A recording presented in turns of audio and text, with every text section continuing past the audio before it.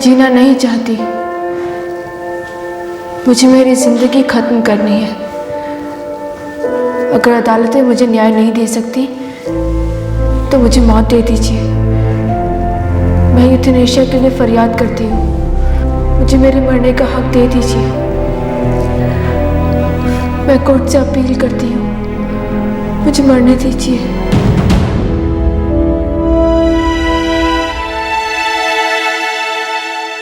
एक युवती सरकार से मौत की फरियाद कर रही थी। क्यों? ऐसा क्या अन्याय हुआ था इस लड़की के साथ जिसकी वजह से वो दृढ़ आवाज में आत्महत्या का हक मांग रही थी? 9 साल पहले 2003 धनबाद झारखंड। ये मिताली दास एक अलग ही लड़की थी। उसके रोम रोम में जोश और उम्मीद थी। वो सबकी आंखों का तारा थी और मिताली की आंखों में थे सपने जिन्हें पूरा करने का वो संकल्प कर चुकी थी।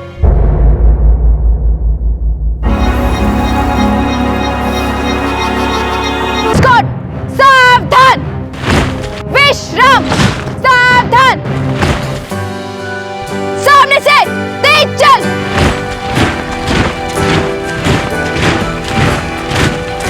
God salute!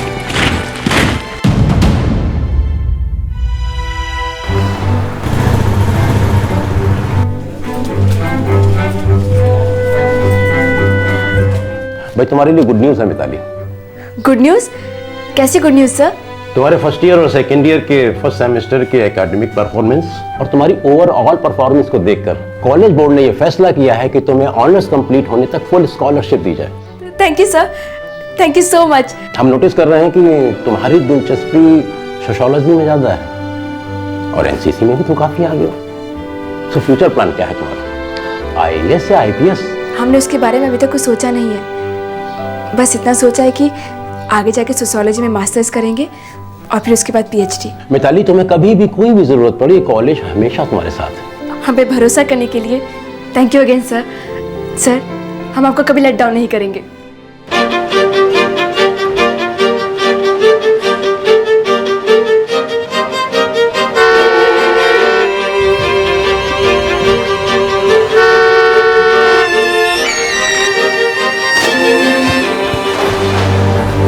सर आज आपका मुंह मीठा कराए बगैर ना टिकटवा हम खोलेंगे नहीं। पी लीजिए। अरे लेकिन खुशखबरी क्या है वो तो बताओ कमलनाथ। अब आज हमारा जीवन सफल हो गया। हमारी मिताली बिटिया है ना, कॉलेज उसको स्कॉलरशिप दिए। अरे वाह। इसलिए नहीं कि वो गरीब का बेटी, बल्कि इसलिए कि वो हर विषय में फर्स्ट क्लास आई है। अरे ये तो बहुत खुशी की बात है कमलनाथ, मिताली बिटिया बहुत आगे जाएगी। धन्यवाद साहब। हम तो कहते हैं कि ऐसी बिटिया हर घर को मिले।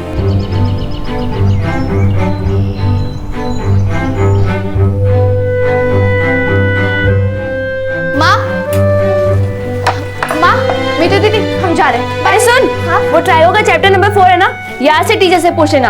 आज शाम को सीओ क्रैक करना है हमें। और कुछ? कैप्टन मिताली दास। और कुछ नहीं, पीछे मुड़, सीधे चल, रुकना मना है। Left right left left right left by.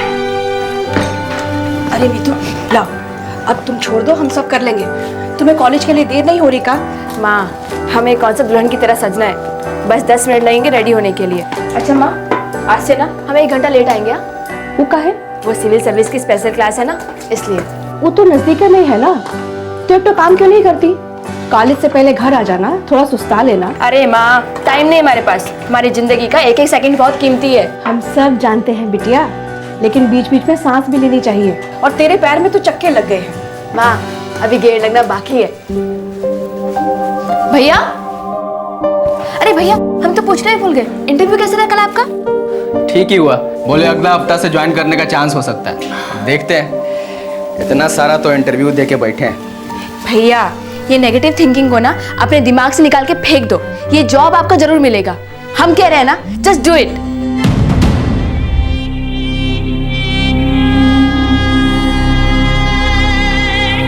Mitali, तुम्हें ऐसा क्यों लगता है कि कोर्ट तुम्हें इतना बड़ा कदम उठाने देगा? आफ्टर ऑल सुसाइड एक जुर्म है मिताली जी, कानूनन जुर्म। जुर्म? मेरे साथ जो हुआ वो क्या है? आज मैं तकलीफ में हूँ, मेरा पूरा परिवार तकलीफ में है। मुझे नहीं पता जुर्म क्या है। आप बताइए, क्या है जुल्म?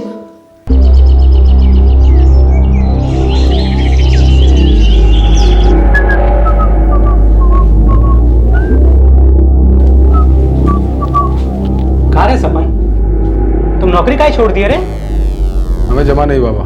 तुमको जमा नहीं? साला ये नौकरी के लिए हम अपना नाक रगड़े हैं सेठ जी के सामने, गिड़गिड़ाए हैं, और तुमको ये नौकरी जमा नहीं। तो हमने कहा था का, और वैसे भी वो सेठ हमें हमारे हुनर के हिसाब से पैसा नहीं दे रहा, हमारे स्टैंडर्ड का नहीं है ना वो। तुम्हारे स्टैंडर्ड का अचार डाले हम हैं? साला 22 का हो गया है तुम घोड़ा जैसा, कुछ काम तुमको आता जाता नहीं, बात करता है स्टैंडर्ड का। बहुत जल्द पता लग जाएगा आपको कि क्या कर सकते हैं। अब ही आवारागर्दी और मुफ्त का रोटी तोड़ने के अलावा कुछ दिखाई नहीं देता हमें। जब 3 साल से कुछ नहीं किया तो अब क्या कर लेगा? हम बुरा नहीं मान रहे हैं, क्योंकि हम जानते हैं कि तुम्हारे दिल में हमारे लिए बहुत प्रेम है। तभी हम दोनों तुम्हारे बारे में सोच के रात भर रोते रहते हैं। बेटा, हमने जो करना था अपनी जिंदगी में वो कर लिया, अब तुम कुछ करो जिंदगी में टाइम रहते। समझाओ इसे। सुना अम्मा, बाबा ने क्या कहा? हर चीज टाइम टू टाइम होनी चाहिए। फिलहाल तो चाय का टाइम हो रहा है, एक चाय पिला दो।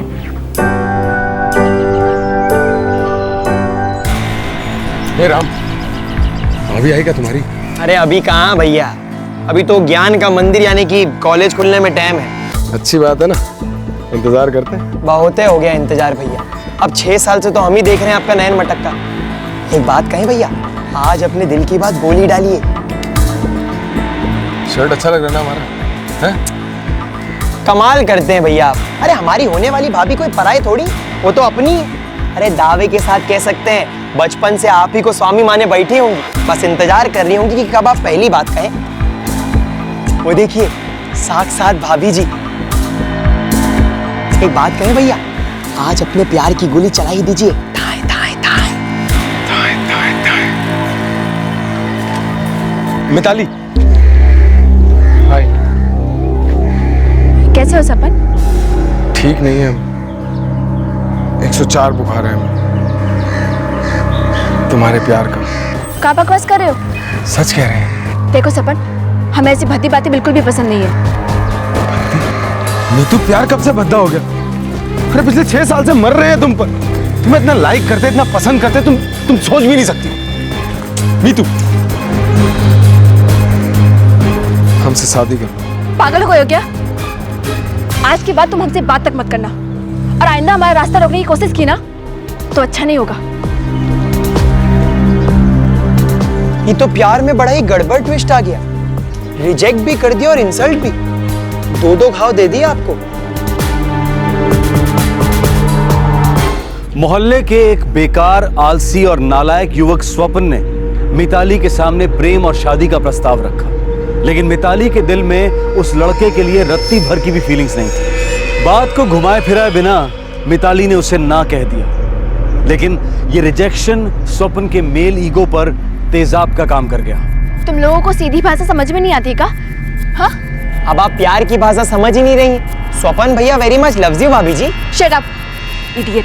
ए मितू, अपना इस ब्यूटी पर इतना घमंड मत करो। ये जवानी और खूबसूरती सिर्फ 4 दिन का खेल है। हमेशा साथ रहने वाली चीज होती है प्यार, और वो भी सच्चा प्यार जो हम तुमसे करते हैं। ओनली हम। हमारा बात मान लो, लाइफ बन जाएगा तुम्हारा। थैंक यू सो मच, लेकिन हमें तुम में, तुम्हारी लाइफ में या तुम्हारी किसी भी चीज में कोई इंटरेस्ट नहीं है। तो बताइए ना, किसमें इंटरेस्ट है? अरे नाम तो लीजिए, यहीं गाड़ देंगे साले को। मान भी जाइए भाभी जी, सपन भैया गोल्डन आदमी है, गोल्डन। अरे पूरे धनबाद में नहीं मिलेगा हम जैसे। पटना, दिल्ली, मुंबई कहीं नहीं मिलेगा। विदेश भी चली जाओगी ना तब भी नहीं मिलेगा, और तुम सिर्फ हमारे लिए बनी हो। इसका एक घमंड एक दिन ऐसा उतारेंगे ना कि पूरा जिंदगी रोएगी सिर्फ। क्या हो, कार डीलिंग बाजी चल रहा है? लव स्टोरी डगमगा गई अजय भैया।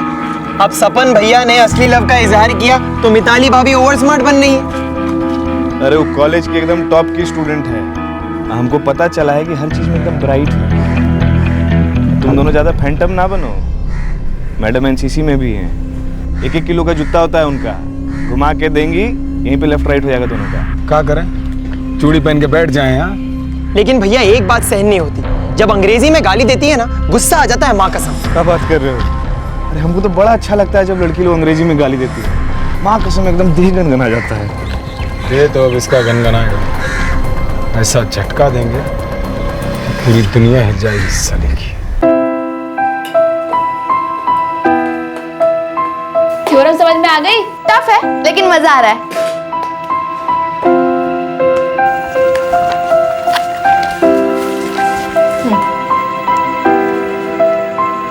सही? अरे वाह, 100% सही।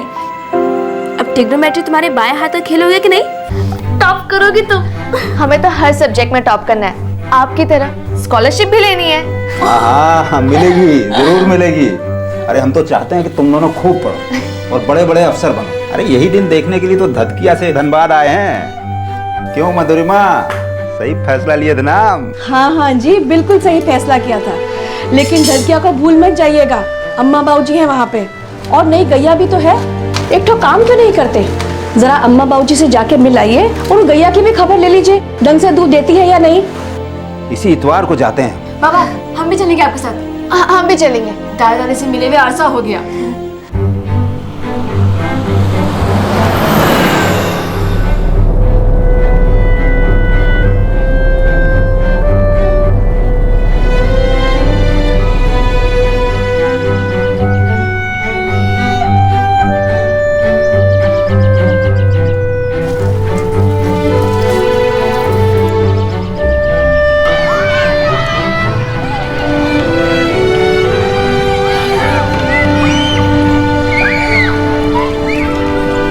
बाबूजी, दादी जी, अरे प्रणाम। प्रणाम दादी जी। जीते रहो कैसे हम? जीत रहो बेटा। अम्मा प्रणाम। कैसे? बिल्कुल बिल्कुल ठीक।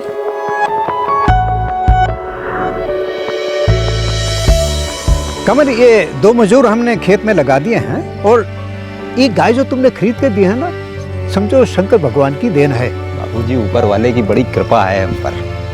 आपकी 2 पोतियां जो है ना, इनको सरस्वती माँ का डायरेक्ट आशीर्वाद मिला हुआ। कॉलेज ने मिताली को इस साल फुल स्कॉलरशिप दिया है। दोनों पोतियां तो देखना हमारे कुल का नाम रोशन करेंगी। हम ऊपर से भी आशीर्वाद देते रहेंगे। बाबूजी देखो, ये ऊपर ऊपर जाने का बात अभी मत कीजिए। आपको और माताजी को हमारे साथ धनबाद शहर चलना है। दोनों पोतियों को आशीर्वाद देना है शादी के लिए। अरे नहीं नहीं बेटा, हम गाँव छोड़ के नहीं जाएंगे। तुम चाहो तो ये जमीन बेच दो, पढ़ाई और शादी के खर्चे में काम आएंगी। पर बेटा हम यहाँ से नहीं हटेंगे। काहे बाबूजी? सच बात तो यह है कि शहर का जिंदगी हमका रास नहीं आती। अब वहाँ का जिंदगी तो। कमलनाथ जी, क्या आप अपनी बेटी को आत्महत्या करने की इजाजत दे रहे हैं? हमसे हमारी बेटी का दर्द देखा नहीं जाता है। हम इसके लिए कुछ नहीं कर पा रहे हैं। आप हमसे पूछ रहे हैं कि क्या हम इसे इजाजत दे रहे हैं आत्महत्या करने की? जी नहीं। हम चाहते हैं कि इसे अपनी जिंदगी वापस मिले और इसको न्याय मिले। फिर मिताली जी यूथेनेशिया की मांग क्यों कर रही है कमलनाथ जी? और आप उन्हें उनकी जिंदगी खत्म कर देने वाली बात आखिर क्यों करने दे रहे हैं? एक बार आ जाओ, फिर खुद ही आओगी बार बार। सच कह रहे हैं सपन भैया, इनका पावर वर्ल्ड फेमस है। ऐसा सुकून मिलेगा कि कॉलेज का कोई लौंडा भी ना दे पाएगा। एक चीज होती है शर्म, सुना है कभी? महसूस किया है? बेशर्म कहीं के। अरे अभी तक तो कोई बेशर्मी की भी नहीं है। और शर्म तो तुमको आना चाहिए। मर्दों के जैसा घूमते रहती है हिया हुआ पता नहीं कहाँ कहाँ। सपन, ये दाल ऐसे ना गलेगी। लेकिन जब गलेगी, लाल मिर्च का ऐसा तड़का लगाएंगे।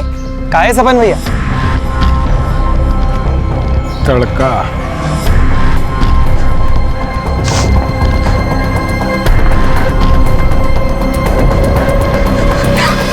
लगा चुनरी में दाग, छुपाऊं कैसे? लगा चुनरी में दाग, छुपाऊं कैसे? हमारा दुपट्टा में वापस कर दो।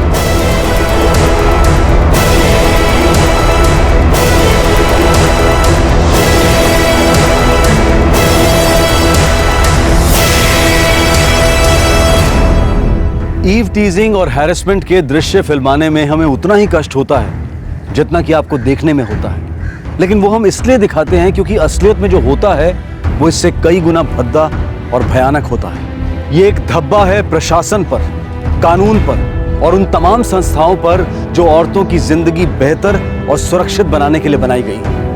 क्या ये सारे सरकारी अंग एक साथ मिलकर औरतों का इस तरह का हैरेसमेंट रोक नहीं सकते हैं? हाल ही में रांची और कश्मीर वैली में फतवे जारी किए गए कि औरतें जीन्स नहीं पहनेंगी, औरतें मोबाइल फोन का इस्तेमाल नहीं करेंगी। जरा सोचिए, और प्रशासन हर बार की तरह इसे छुटपुट असामाजिक तत्वों का काम बताकर अनदेखा कर देता है। और फिर जब कोई सीरियस वारदात होती है तब डिबेट्स पर डिबेट शुरू हो जाती है, टॉक शोज में डिस्कशंस होते हैं और फिर कुछ दिनों के बाद एक और फतवा निकलता है। हम ये जानना चाहते हैं कि वो कानून किस काम का जो जुर्म की दस्तक सुनता ही नहीं। ये कहना बहुत आसान होगा कि मिताली पुलिस के पास क्यों नहीं गई, लेकिन हम पूछते हैं कि पुलिस और प्रशासन मिताली के लिए एक सुरक्षित माहौल क्यों नहीं बना पाए? ऐसी बदतमीजी करने की हिम्मत कैसे होती है इन लड़कों की?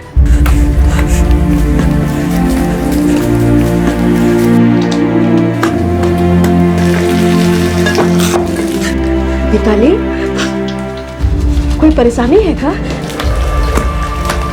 बिटिया, क्या हुआ? किसी ने कुछ कहा क्या? बोल बिटिया, क्या हुआ?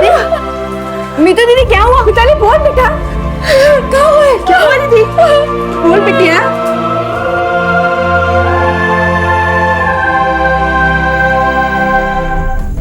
आशीष, आओ मेरे साथ।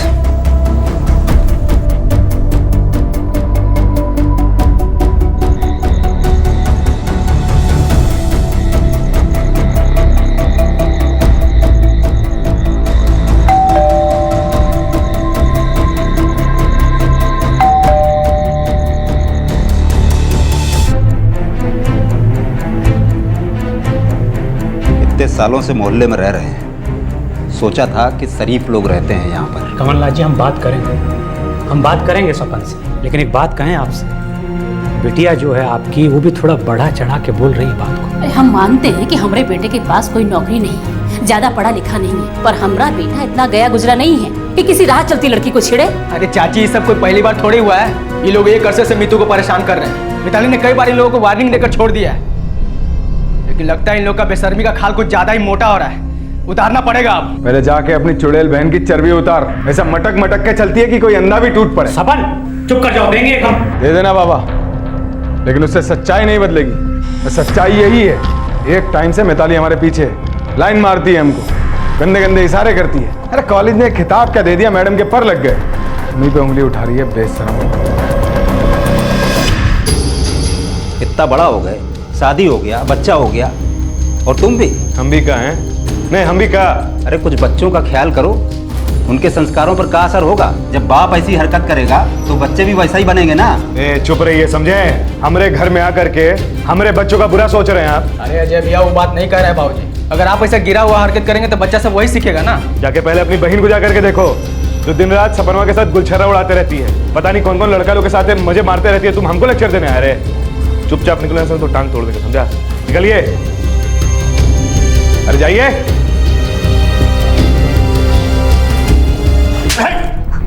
पापा, हमने ऐसा कुछ नहीं किया, ये लोग झूठ बोल रहे हैं। देख राम, अभी छोटा है तू, संभल जा, समझा? उन बेकार लड़कों के साथ घूमेगा ना तो उनके जैसा बर्बाद होकर रह जाएगा, बता रहे तुमको। अब हमारी फिक्र छोड़िए और अपनी बहन को समझाइए। घर से निकलते ही पूरे कपड़े का स्टाइल ही चेंज हो जाता है। मर्दों को उकसाने में बहुत इंजॉय करती है आपकी बहन। हम तुमको कह रहा हूँ। देखिए, आपको जो बोलना था बोलिए, अब हमें अपने लड़के को क्या समझाना है वो हम समझा लेंगे। सिर्फ समझाने से कुछ नहीं होगा, इसको सुधारिए और आज से, वरना कल को जो है आपके पछताने के लिए भी बहुत देर हो जाएगा। वो हम देख लेंगे जी।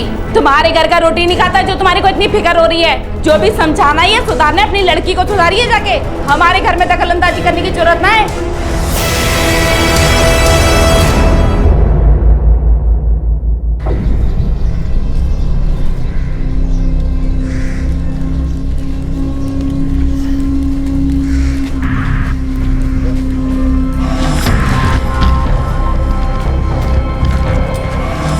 क्या हीरोइन, इतना तड़प है हमसे मिलने को? बुलावे के लिए अपने बाप भाई को भेज दिए। हाँ? तुम लोग आदमी हो या जानवर? कितनी बार कहा हमें परेशान मत किया करो, समझ में नहीं आता है क्या? तुम्हें क्या लगता है तुम हमें तंग करते रहोगे और हम चुपचाप सहन करते रहेंगे? कहाँ और आ रहे हैं यहाँ पे? भाई साहब रोज कॉलेज जाते हुए हमें परेशान करते हैं लोग, गंदी गंदी बातें करते हैं। अरे परेशान हो गए हम लोग इनसे, समझा समझा के थक गए हैं, लेकिन इन लोगों को समझ में नहीं आता है। अरे भैया ये झूठ बोल रही है। अरे अरे ऐसा कुछ नहीं है, फालतू में हम लोगों को फंसाना चाहती है। अब देखिए ना, खुद चालू है, हम घास नहीं डालते तो इस तरह से बदला ले रही हैं। अरे पैसे मांगती हैं हमसे मजे करने के। बेशर्म इंसान। भाई साहब हम कॉलेज स्टूडेंट हैं, हम कोई पागल नहीं है जो सड़क पे इस तरह से तमाशा करेंगे। ये लोग बेशर्म लोग हैं यहाँ के। कहाँ समझता तुम लोग अपने आप को? हाँ, ये जो यहाँ इतना पब्लिक है, संबूरक है, और तुम लोग का बात मान लेगा? हैं? ये जो इतना देर से रो रही है, चिल्ला रही है, इसका बात नहीं समझेंगे हम लोग? हैं? अरे भैया हम लोग भी अच्छे घर के लोग हैं। ये तो अच्छे घर के लोग हो तुम लोग? तुम्हारे घर वाले चुप रह के तुम्हारी हरकतों में पर्दा डालते हैं, उनके हिसाब से तुम लोग कुछ गलत कर ही नहीं सकते हो। भाई साहब हम अपनी पढ़ाई पे ध्यान लगाना चाहते हैं, हमारे इम्तिहान हमारे सर पर है, लेकिन ये लोग रोज कुछ ना कुछ हरकतें करते हैं। 2 दिन पहले हमारा दुपट्टा हमसे छीन लिया, और आज आके हमें पीछे से छुआ। अरे कोई गुंडा राज चल रहा है क्या? कोई भी लड़का कुछ भी कर सकता लड़की के साथ? ए मजनू लोग, आज के बाद तुम लोग अगर इस लड़की को आंख उठा के भी देखा तो वहीं से घसीटते हुए थाना लेके जाएंगे। तुम कॉलेज जाओ, टेंशन मत लो, ये सबको हम संभाल लेंगे। ठीक है? ए बाबू लोग चलो निकलो, अपना अपना काम करो, चलो चल जाओ चल। पब्लिक में मिताली द्वारा उन पर चिल्लाना इन तीनों कायरों ने एक्सपेक्ट नहीं किया था। उन्होंने पहले मिताली को उनकी अश्लील बातों का विरोध करते तो देखा था, लेकिन उसका गुस्सा उन्हें पहली बार देखने को मिला। आने वाले 4 दिनों तक ये मिताली से दूर रहे, कहीं नजर नहीं आए। मिताली रोज की तरह कॉलेज जाती रही। ऐसा लग रहा था कि इन तीनों ने सबक सीख लिया था। मेरे सारे सपने, सारी आशाएं सब जलकर राख हो गया। मैं आखिरी बार खुश 9 साल पहले हुई थी, जब मैं 17 साल की कॉलेज स्टूडेंट थी। तब से लेकर आज तक सिर्फ दुख होता है, एक सांस लेने में तकलीफ होती है। अगर मैं अपना दर्द कम करना चाहती हूँ, अपनी सांसों को रोकना चाहती हूँ, तो कानून को क्या हक बनता है कि वो मुझे रोके?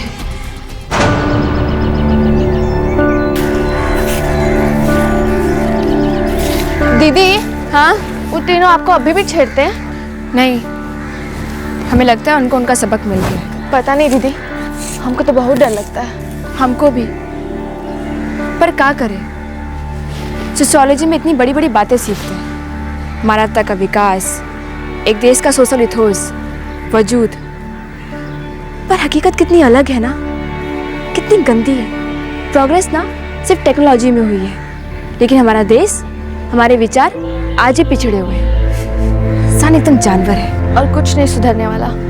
सदियों से ये देश ना राम भरोसे चल रहा है, ये किसी को तो कोशिश करना होगा। हम भी कुछ जाने, हम भी कुछ सोचें,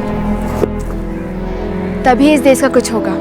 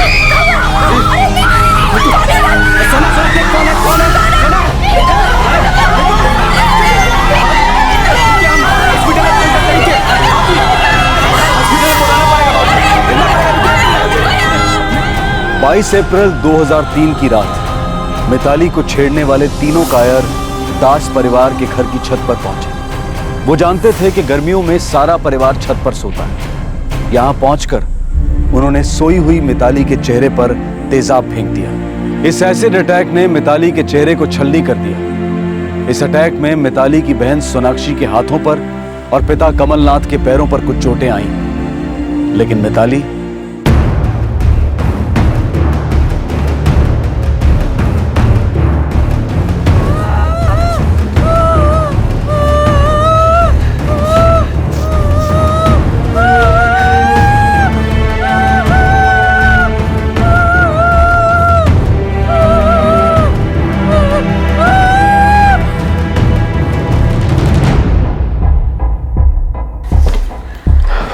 डॉक्टर साहब, हमारी बेटी कैसी है? फिलहाल हमने उसे पेन किलर्स की ड्रिप दे दी है। वो ठीक तो हो जाएगी ना? बोलिए ना डॉक्टर साहब, कैसे हमारी मिताली? वो ठीक तो हो जाएगी ना? फिलहाल मिताली की कंडीशन बहुत खराब है। जो भी हम कल सुबह तक ही बता पाएंगे। अरे संभालिए, आपको भी चोट लगी? डॉक्टर साहब हम ठीक है, हमारी बेटियां ठीक तो हो जाएगी ना? अरे क्या कर दिया इन लोगों ने उसको?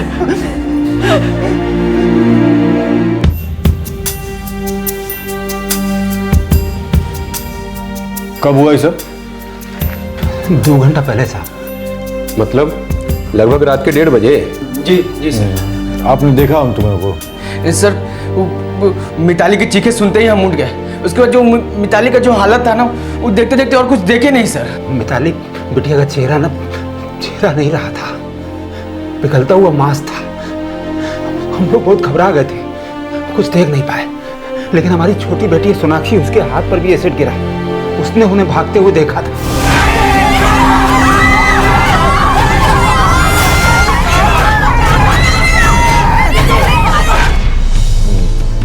दिनेश, जी सर। FIR लॉन्च करो। जी सर। देखिए, हमें आपकी बेटी मिताली का स्टेटमेंट लेना पड़ेगा। लेकिन सर वो तो हॉस्पिटल में है सर। हाँ, अभी हम डिस्टर्ब नहीं करेंगे उसको। हम सुबह आएंगे स्टेटमेंट के लिए।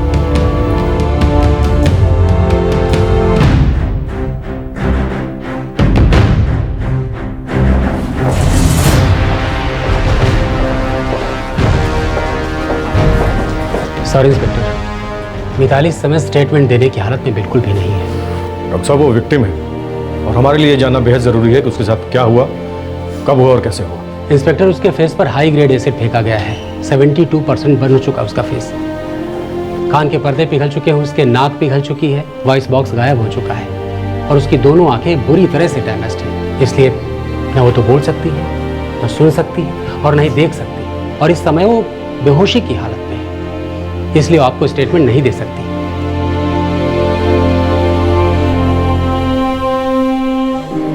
आपकी छोटी बेटी सोनाक्षी, उसने देखा था उन तीनों को। हम उसका बयान लेंगे।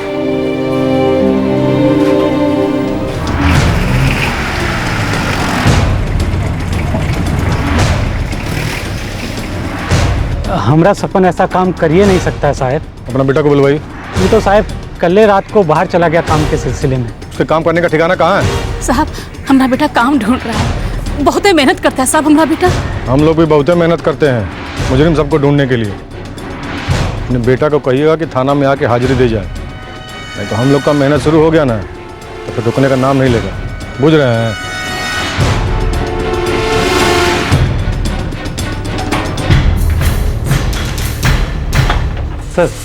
सर पड़ोसी बता रहे हैं अजय का पूरा परिवार निकल गया है घर लॉक करके।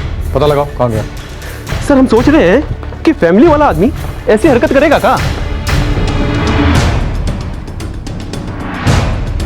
आपका बच्चा 17 साल का है और आपको बिना बताए कहीं चला गया। साहब आप जानते तो हैं 17 साल की उम्र में बच्चे कैसे होते हैं, आप तो जानते हैं साहब। साहब हमारा बेटा किसी पे तेजाब नहीं डाल सकता, वो तो बच्चा है। बच्चा है तो बड़े लोगों के साथ क्या घूमता है? जब वो घर आए तो उसको थाने ले आइएगा। साहब एक बात बताना था आपको। कहा है कि वो जो लड़की है ना, उसका बहुत सारे लड़कों से चक्कर है साहब। हमको लगता है कि उन्हीं लड़कों में से किसी लड़के ने ये तेजाब कांड किया है। साहब हमारे लड़के का नाम जबरदस्ती घसीटा जा रहा है साहब। वो नहीं कर सकता साहब, बहुत छोटा है साहब वो।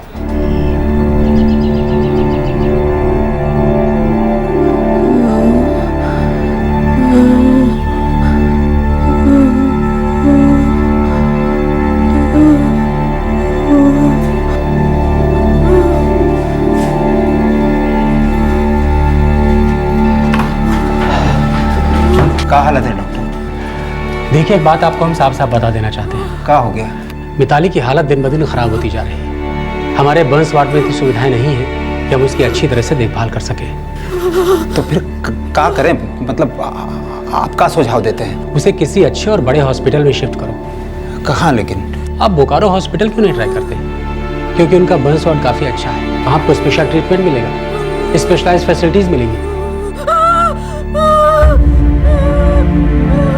देखिए, जितनी जल्दी हो सके मिताली को आप बोकारो हॉस्पिटल शिफ्ट करें।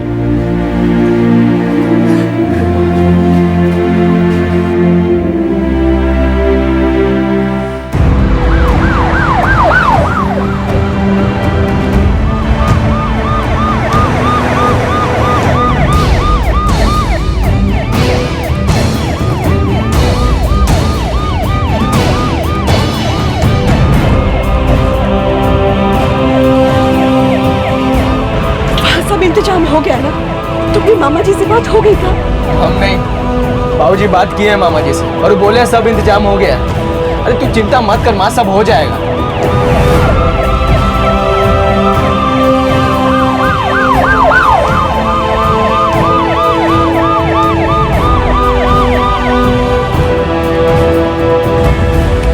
आप किस डिपार्टमेंट से? मैकेनिकल डिपार्टमेंट से। मिताली, मेरा मतलब पेशेंट जो है ना, मेरी भांजी है, हमारी बहन की बेटी। Ward number 6।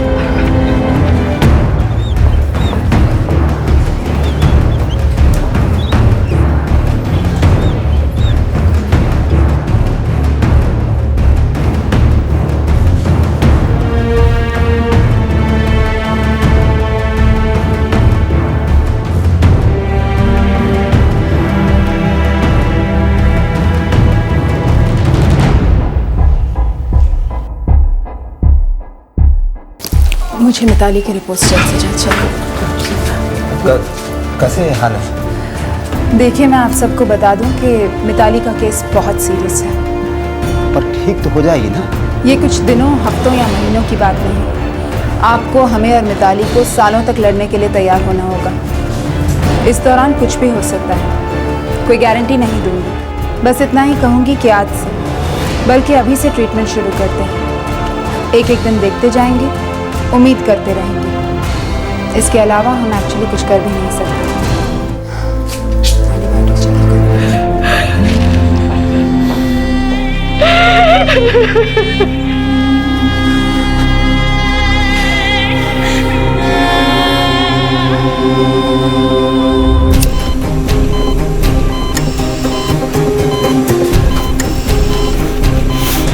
हमसे जो बन पड़ेगा हम वो सब करेंगे, डॉक्टर ने कहा। आई नो डॉक्टर, लेकिन हमें फैमिली को इन्फॉर्म करना ही होगा कि अगर उसके बाद भी कोई इम्प्रूवमेंट नहीं हुई तो किसी बड़े हॉस्पिटल में शिफ्ट करना ही पड़ेगा। You right doctor. डॉक्टर जी, कुछ सुधार हुआ का? कोई खास सुधार नहीं है। तेजाब अपना काम पूरी तरह से कर गया है। बड़ी मुश्किल से हम उसे कुछ खिला पिला रहे हैं। बड़ी मुश्किल से वो एक एक सांस ले रही है। हम उसका दर्द कम करने की पूरी कोशिश कर रहे हैं, लेकिन उसका दर्द कोई साधारण दर्द नहीं है। मिताली पहले जैसी हो जाएगी ना डॉक्टर? सॉरी, लेकिन अभी भी मेरे पास इस सवाल का जवाब नहीं। पर हम उससे मिल तो सकते हैं ना? जी, मिल तो सकते हैं, लेकिन उससे कोई रिस्पॉन्स की उम्मीद मत रखिए।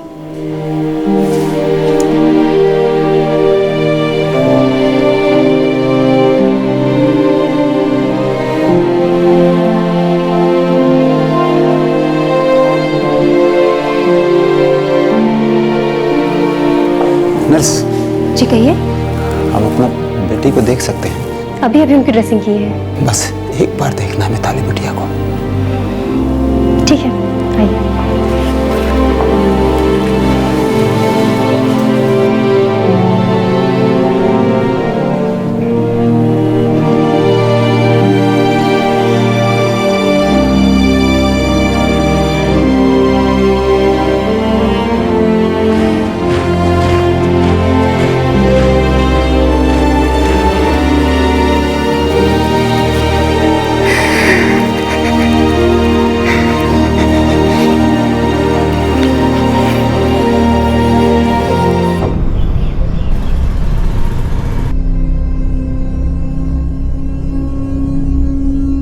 देखिए कमलनाथ जी, हम अपना पूरा कोशिश किए लेकिन वो तीनों फरार हो गए।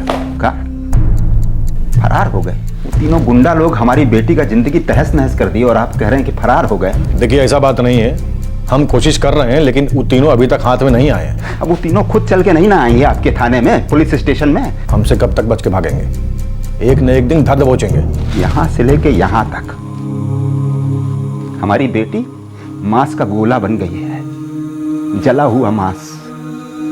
वो न सुन सकती है, न बोल सकती है, न देख सकती है और न खा पी सकती है। एक एक सांस लेती है ना तो पूरा डॉक्टर लोग कांप जाता है। और आप कह रहे हैं कि एक ना एक दिन पकड़े जाएंगे? देखिए कमलनाथ जी, मामले की गंभीरता को समझिए। अभी आपको अपना सारा ताकत अपनी बिटिया को संभालने में लगाना है। और उन तीनों को तो हम धर ही लेंगे। ऐसा नहीं कि हम हाथ पे हाथ धरे बैठे हैं, साए की तरह उनके पीछे लगे हैं और एक दिन अचानक उनके चेहरा के सामने आएंगे, उनका टिटवा दबा देंगे। लेकिन इन सब से आपको अपनी बिटिया का चेहरा वापस नहीं मिलने वाला है।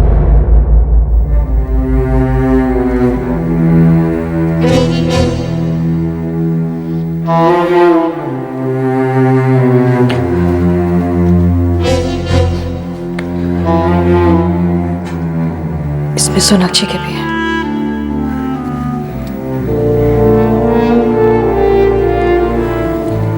फिर कम पड़ेंगे। कहेंगे अपने भाइयों से अगर, तब तक आप इन्हें तो जमा करा दीजिए। बाबा, हमको भी दीदी को देखने जाना है, हम भी साथ चले हॉस्पिटल? बेटा अभी हम और आशीष संभाल रहे हैं अस्पताल में। दीदी जल्दी से अच्छी होकर घर आ जाएगी, तब देख लेना। पापा, आपसे एक बात कहनी थी। क्या बेटा, बोलो। वो लोग हमको धमकियां देते हैं। कौन लोग? सपन और राम के परिवार वाले। सुने लड़की, अपने बाप से कह के मेरे लड़के के खिलाफ जो कंप्लेंट है उसको वापस करवा दे। मेरे लड़के ने कुछ नहीं किया है, बेकार में उसे फंसाकर हम सबको मरवा रहा कमलनाथ। आपका राम उस वक्त वही था, हमने खुद अपनी आंखों से देखा था। अच्छा, तो अब तुम अपनी आंखें संभाल के रखना। जो एक बार हो गया, क्या चाहती है दोबारा हो? नहीं ना? समझा अपने बाबू को?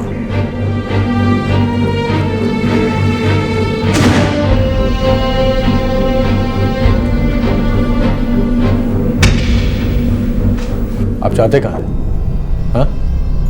कहाँ चाहते हैं आप? हम अपना पूरा पुलिस फोर्स आपके मोहल्ला में लगा दें आपके प्रोटेक्शन के लिए। देखिए, हमारा एक बेटी के ऊपर तेजाब फेंका गया था, दूसरी बेटी को धमकी दे रहे हैं। बताइए क्या करें, किससे जाएं मदद मांगने के लिए? अपना काम हम कर रहे हैं और उन तीनों को बहुत जल्दी पकड़ लेंगे। और हम बार बार कहते आए और फिर कह रहे हैं, आपकी छोटी बेटी को कुछ नहीं होगा। उन तीनों ने जो कुछ भी किया वो गुस्से जुनून में इसलिए किया क्योंकि उन्हें आपकी बड़ी बेटी से दिक्कत थी। हमें नहीं लगता कि उन्हें आपकी छोटी बेटी से कोई बैर है।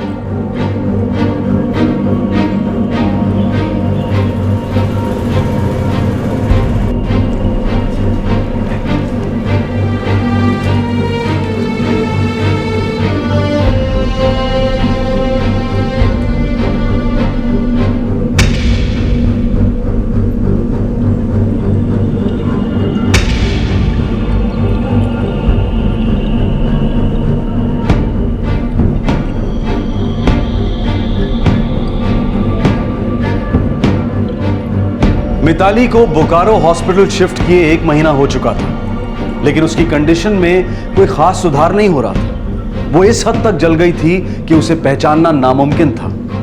लेकिन मिताली के पिता कमलनाथ ने उम्मीद नहीं छोड़ी थी। उनकी बच्ची दर्द से करा रही थी, लेकिन कमलनाथ अपनी बच्ची के पास बैठकर उस दिन का इंतजार कर रहे थे जब वो ठीक वैसी बन जाएगी जैसी वो 1 महीना पहले थी। और दूसरी ओर वो तीनों अपराधी अब भी फरार थे और पुलिस को उन्हें पकड़ने की कोई जल्दी नहीं थी। आईपीसी 326 के तहत यह केस दर्ज हुआ था।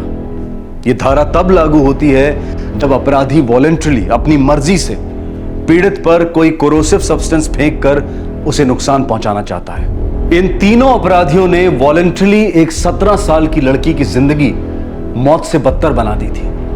कानून व्यवस्था वॉलंटरली चुपचाप बैठी हुई थी, मानो जैसे कुछ हुआ ही नहीं है। लेकिन मिताली के पिता कमलनाथ का आक्रोश वॉलंटरी नहीं था, वो एक ज्वालामुखी से उमड़ने वाले लावे की तरह था।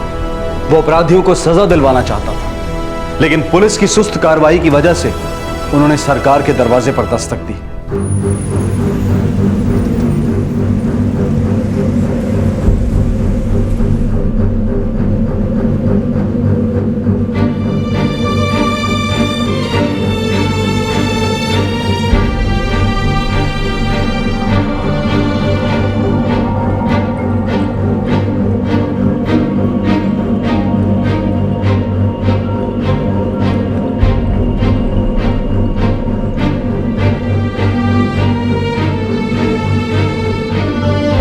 सरकारी दफ्तरों और हॉस्पिटल्स की गलियों में एक बाप धक्के खाता घूम रहा था, अपनी बेटी का दर्द कम करवाने, उसे न्याय दिलवाने। वो ना सुन सकती थी, ना देख सकती थी, ना बोल सकती थी।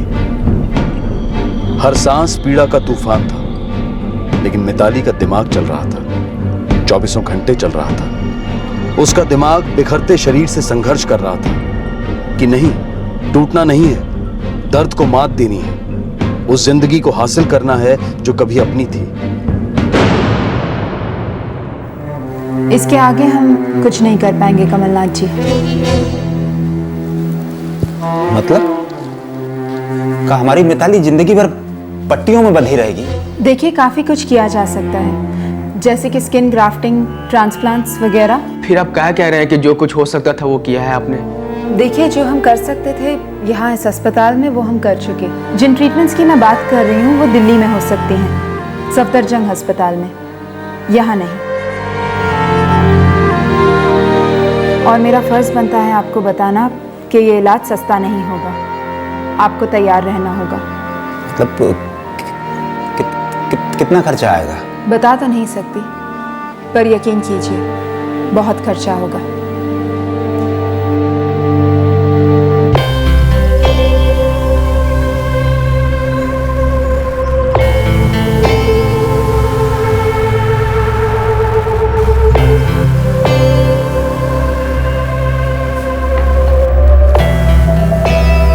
कब तक चोरों की तरह भागते रहते?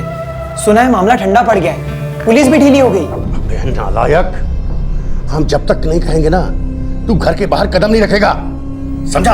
अरे पुलिस ठंडी पड़ गई होगी, पर वो सरफरी लड़की का बाप, वो तो ठंडा नहीं हुआ होगा। वो दिल्ली विल्ली जाने की तैयारी कर रहा है, मंत्रियों से मिलेगा तब तेरी समझ में आएगा। ये क्या बात हुई? हम कोई क्रिमिनल है? कोई मर्डर वर्डर किए हैं का? लड़की बहुत अकड़ दिखा रही थी, इसलिए सबक सिखा दिए। अब इसमें कौन सा महापाप कर दिया हमने?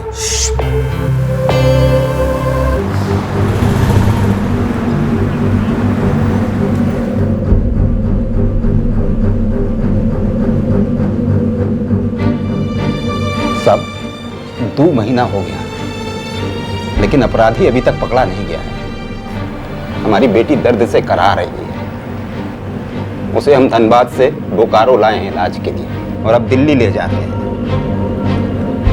2 महीना हो गया आपका दफ्तर का चक्कर काटते काटते। मदद मांग रहे हैं ताकि उन तीनों गुंडा लोग को पकड़वाया जा सके। ये कोई नाजायज मांग है का? देखिए, आप शांत हो जाइए, हम आपके इस केस से वाकिफ हैं, हमारी कार्रवाई जारी है। आप यहाँ बार बार आने की तकलीफ क्यों लेते हो? तकलीफ लेनी पड़ रही है साहब, क्योंकि यहाँ जितने लोग बैठे हैं ना, वो अपना काम करने का तकलीफ नहीं कर रहे हैं। भाषणबाजी नहीं समझे? आपको क्या लगता है ये दफ्तर हमने सिर्फ आप ही के लिए खोल के रखा है? सरकार चलती है यहाँ से, आपके जैसे लाखों लोगों की तकलीफें सुननी पड़ती है हमें। आपको सिर्फ आप ही की तकलीफ दिखाई देती है। बहुत बहुत धन्यवाद।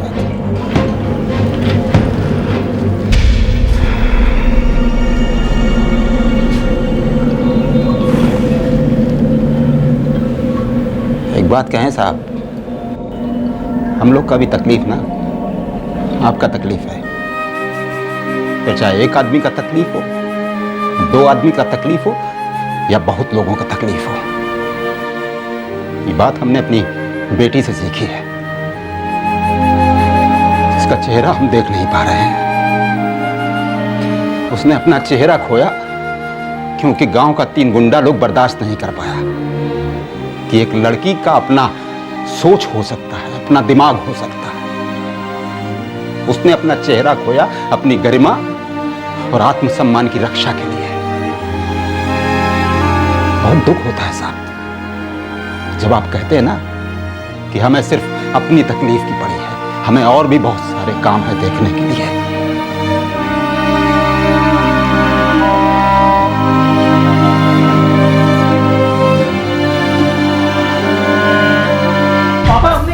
अरे बेटा सुन, हम बचा लेंगे। अरे सुनिए, अरे मेरी बात सुनिए। साहब ये कुछ नहीं किया साहब, सुनिए सुनिए तो मेरी बात, आपको गलत फहमी हुआ है साहब। सुनिए साहब, छोटा बच्चा, आपको गलत फहमी हुआ होगा साहब। साहब सुनिए मेरी बात। आ रहा हूं। चल तो रहे हैं।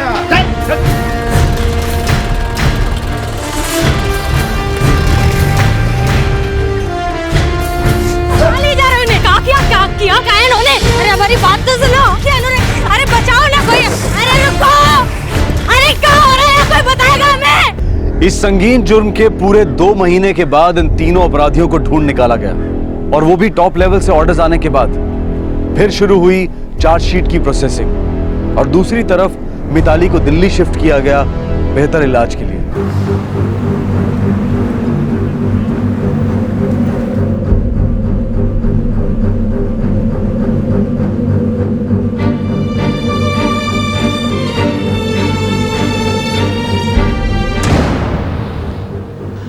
ये उसकी मौजूदा हालत है। हमारी बेटी का चेहरा क्या पहले जैसा बन जाएगा? देखिए, उसके शरीर के दूसरे हिस्सों से स्किन निकालकर इसके चेहरे पे ग्राफ्ट करेंगे, सिलाकर उसी स्किन से नाक और कान बनेगा। मिताली सब लोगों की तरह जी पाएगी ना? शायद पूरी तरह नहीं। देखिए, असली फाइटर तो आपकी बेटी है, जिसने अकेले सब कुछ झेला है। उसकी बाकी की लड़ाई हम लड़ेंगे। धन्यवाद साहब, लेकिन इसमें खर्च कितना आएगा?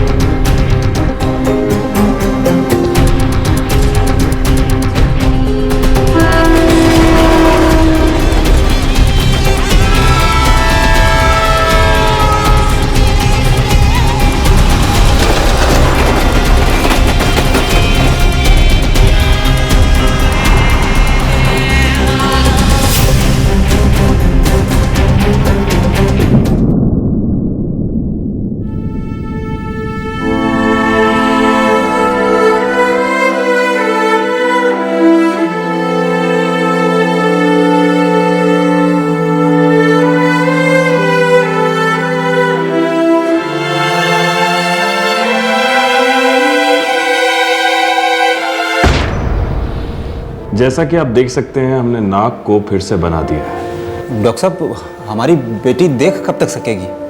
उसकी आंखें आप कब तक ठीक करेंगे? देखिए, इस वक्त कुछ कहना मुश्किल है, लेकिन आप उम्मीद रखिए। और हाँ, मेरी राय में इनकी आंखों का इलाज यहाँ से बेहतर चेन्नई में हो सकता है। वहाँ पे एक बहुत ही अच्छा आंखों का हॉस्पिटल है।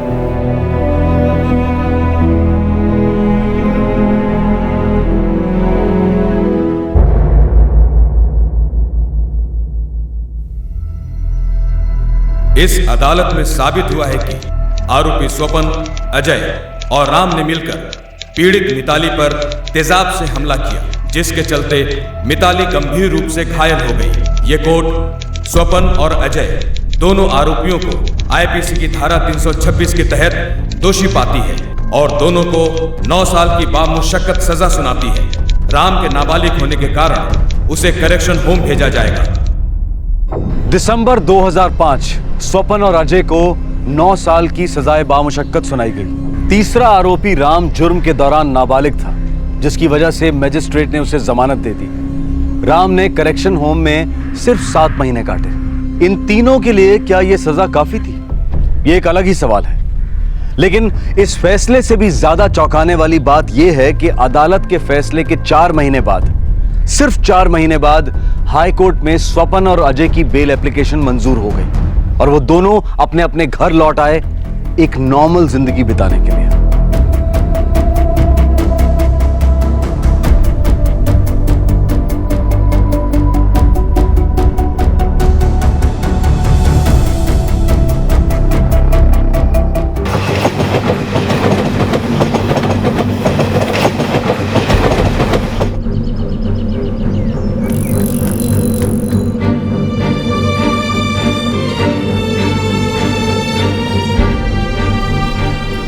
कुल मिला के 4 एकड़ है भाई साहब, और 1 आध एकड़ पीछे वाले हिस्से में और है।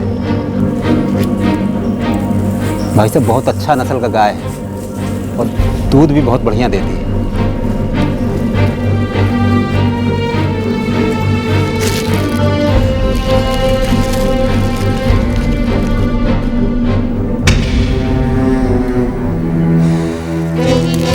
बाबूजी सब मजबूरी में हुआ,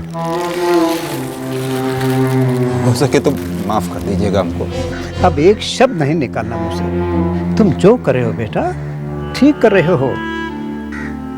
ये जमीन, ये पैसा किस काम का?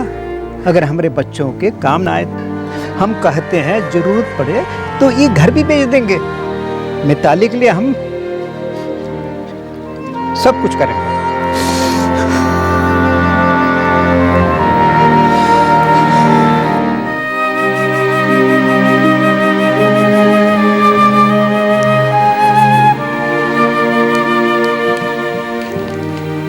हमारे भाइयों ने भेजे।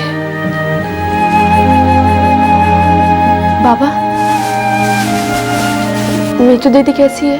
डॉक्टर लोग कह रहे हैं कि पूरा जोर लगा देंगे। मधु, ये क्या कर रही है? संभालो अपने आप को। अरे अगर हम लोग टूट गए तो हमारी मिताली बिटिया का क्या होगा?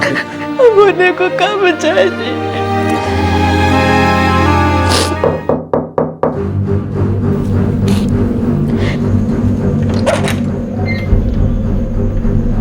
नमस्ते चाचा जी। कैसे है बेटी? ठीक है। नमस्ते। नमस्ते महेंद्र जी, कैसे आना हुआ? बिटिया कैसे? बिटिया तो दिल्ली में है, आशीष देख रहा है उसको। बस आज शाम को हम भी निकलने वाले हैं। देखो बुरा मत मानना कमलनाथ, हमें तुमसे एक बात कहनी है। पिछले 9 साल से तुम हमारे किराएदार हो। वैसे हमें अब तुमसे कोई शिकायत नहीं, लेकिन ये जो कुछ भी हुआ है बड़ा बवाल समझ गया है। बात क्या हो गया? बात यह है कि तुम लोग तो कभी ना कभी घर छोड़ के चले ही जाओगे। हमें तो इसी मोहल्ले में रहना है, और वो तीनों बदमाश भी इसी इलाके में रहते हैं, और उनके घर वाले कभी भी न बच सकते हैं। फालतू के झगड़े में हमें नहीं पड़ना है। और उन तीनों को बेल भी मिल चुकी है, सरेआम घूमते हैं। ये तो तुम जानते ही हो ना। हमें शांति से रहने दो। तुमसे एक विनती है, तुम जो है अपना घर कहीं और ढूंढ लो।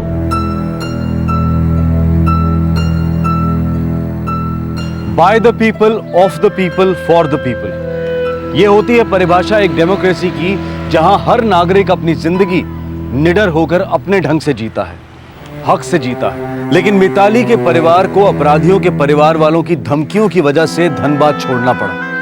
वो धनबाद से कोसों दूर जैना मोड़ में जा बसे, जो बोकारो में पड़ता है। और जब दिल्ली जाते मिताली के इलाज के लिए तो धर्मशालाओं में रहते, पर फिर भी अपराधी गिद्ध की तरह से उनके पीछे लगे रहे कंप्लेंट वापस लेने के लिए।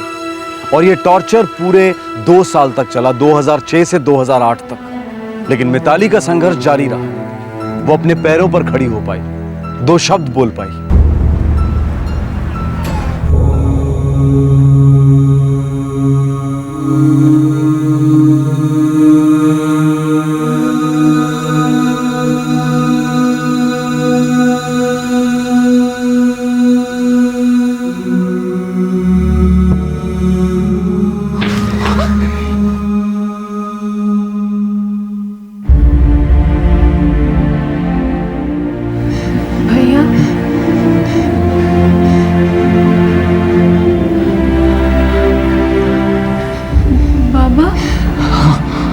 हाँ बेटा, हाँ।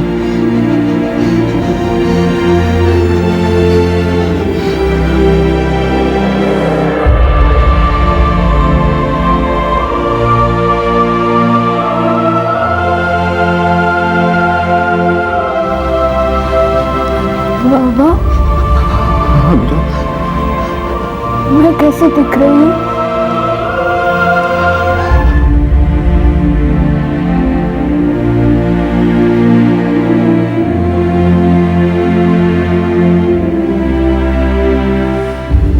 माँ का तबीयत ठीक नहीं रहता है, कुछ बोलती नहीं है, कुछ करती नहीं है। डॉक्टर लोग बोले कि उसको दिमाग का बीमारी है।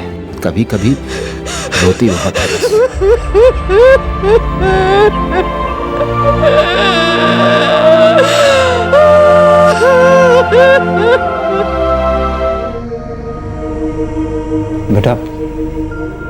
डॉक्टर लोग कह रहे हैं कि तुम्हारी आंखों का इलाज हो जाएगा, लेकिन उसके लिए चेन्नई जाना पड़ेगा। उसका खर्च 3-4 लाख रुपए बता रहे हैं। बेटा सच कह रहे हैं, अब हमारी जेब में 300-400 रुपए भी नहीं बचे। रहने दीजिए बाबा, रहने दीजिए। आपने मेरे लिए जो कुछ भी किया है काफी है।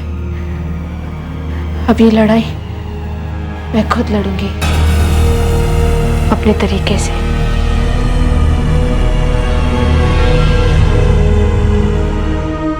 मिताली के गुनहगारों की जिंदगी बिना किसी रुकावट के चलती जा रही थी। स्वपन की शादी हो गई थी, 2 बच्चे हुए। राम दिन भर तफरीह करता और अजय अपने पारिवारिक सुख में मस्त था।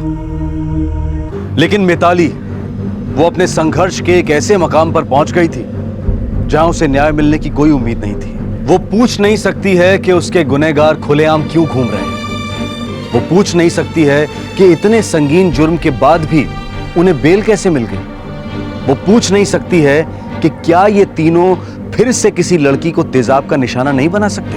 मिताली कोर्ट से सवाल नहीं कर सकती है, मिताली सरकार से सवाल नहीं कर सकती है, लेकिन सारी दुनिया, सरकार, कोर्ट, मीडिया मिताली से सवाल कर सकते हैं कि वो अपनी मौत की मांग कैसे कर सकती है, यूथनेसिया को अपना हक कैसे कह सकती है।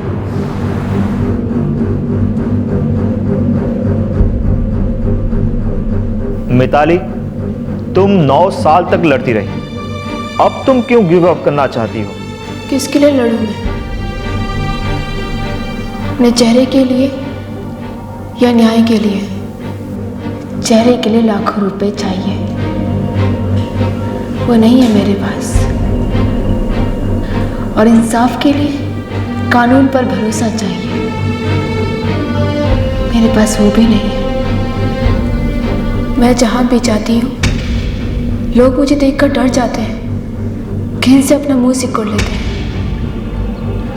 और कुछ लोग पूछते हैं क्या हुआ, कैसे हुआ।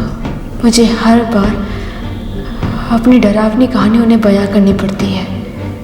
मुझे उनसे कोई शिकायत नहीं है, वो सब लोग अपनी अपनी जिंदगियों में उलझे हुए हैं। मैं भी उनकी तरह, एक आम आदमी की तरह अपनी जिंदगी जीना चाहती हूँ, अपनी जिंदगी में उलझना चाहती हूँ, पर आम तो मैं रही नहीं अब, और खास तो मैं कभी थी ही नहीं। मेरे लोग, मेरा देश, मैं हमेशा से अपने देश को चाहती थी, बड़े होकर कुछ बनना चाहती थी अपने देश के लिए, पर शायद ये देश मुझे नहीं चाहता।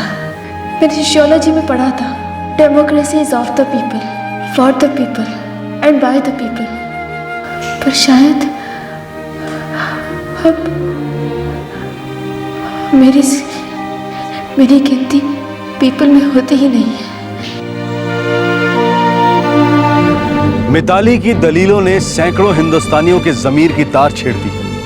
झारखंड के एक प्लास्टिक सर्जन ने यह ऑपरेशन निशुल्क करने का ऑफर दिया है, लेकिन बाकी की कॉस्ट बहुत भारी है, लगभग 20 लाख रुपयों की जरूरत है। समाज के हर तबके से, चाहे वो आम आदमी हो या वीआईपीस, दोनों आर्थिक मदद के लिए सामने आए हैं। लेकिन मिताली के गुनहगार वो अब भी बेल पर आजाद घूम रहे हैं। क्या हम पूछ सकते हैं कि ऐसा क्यों है? ऐसा क्यों है कि हमारा सिस्टम इतना संगीन जुर्म करने वालों के प्रति इतनी नरमी अख्तियार करता है? क्या हम पूछ सकते हैं कि कौन गारंटी दे सकता है कि ये लोग दोबारा से ऐसी हैवानियत नहीं करेंगे? क्या हम ये पूछ सकते हैं कि आईपीसी में एसिड अटैक्स के लिए एक अलग नॉन बेलेबल सेक्शन क्यों नहीं बन सकता, जबकि लॉ कमीशन इसकी रिकमेंडेशन दे चुकी है? और ये कोई पहला एसिड अटैक नहीं है। कुछ वर्षों से ये एक हथियार बन गया है उन कायरों का जिनसे महिलाओं का आत्मविश्वास, उनकी प्रगति, उनका विकास देखा नहीं जाता। ये उन संस्थाओं का हथियार है जो औरतों को डरा धमकाकर अपनी नपुंसकता जताना चाहते हैं, पिछड़ेपन और हैवानियत को बनाए रखना चाहते हैं। इन लोगों के खिलाफ सख्त कार्रवाई ही सिर्फ इस समस्या का पूरा हल नहीं है। क्या हम किसी भी दुकान पर जाकर बिना किसी परमिशन के बंदूक या बॉम्ब खरीद सकते हैं? बिल्कुल नहीं। तो फिर ये तेजाब खुलेआम बाजारों में क्यों बिक रहा है, जबकि वो उतना ही खतरनाक केमिकल है? क्या एसिड की खुलेआम बिक्री को रोकना असंभव है?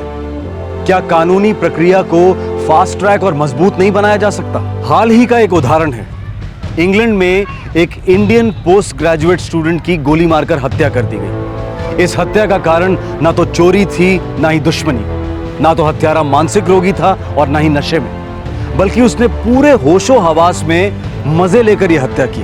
उसकी तुरंत गिरफ्तारी हुई, लेकिन कोर्ट में भी इस 21 वर्षीय अपराधी को रत्ती भर का पछतावा नहीं था। यह मुकदमा 1 साल तक चला। मैनचेस्टर कोर्ट ने इस युवक को 30 साल की सजा सुनाई और इस दौरान ना तो उसे कोई बेल मिलेगी और ना ही पेरोल।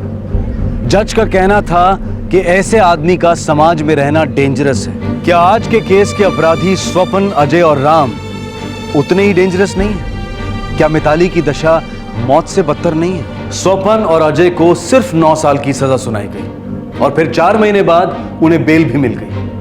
राम ने करेक्शन होम में 7 महीने काटे और फिर वो भी बाहर आ गया। ये तीनों एसिड फेंक और इनके जैसे कई और आपके और हमारे बीच आजाद घूम रहे हैं। और आपके और हमारे बीच मिताली जैसे कई विक्टिम्स भी हैं जो अपने चेहरे और इंसाफ दोनों के लिए संघर्ष कर रहे हैं। और ये हमारी 65 साल की डेमोक्रेसी का कटु सत्य है। आपसे फिर मुलाकात होगी क्राइम पेट्रोल दस्तक में एक और केस के साथ। इस तरह के और भी एपिसोड देखने के लिए हमारे चैनल को सब्सक्राइब करें और बेल आइकन दबाना ना भूलें।